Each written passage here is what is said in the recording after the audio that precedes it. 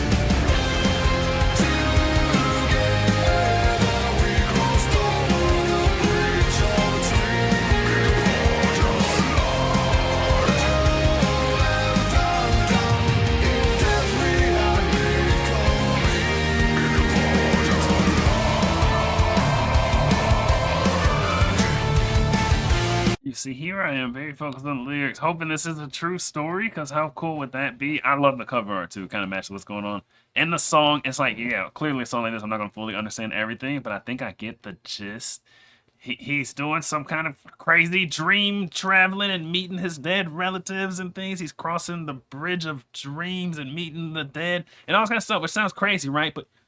But you could literally have a dream that you have deceased relatives and they take you somewhere like the land of the dead and start showing you all the stuff just as a dream. I'm not saying that the dream means that's literally how the world works, but this could totally be inspired by a series of dreams that he had. And it might be, and it probably is. How else you come up with something like this? Maybe.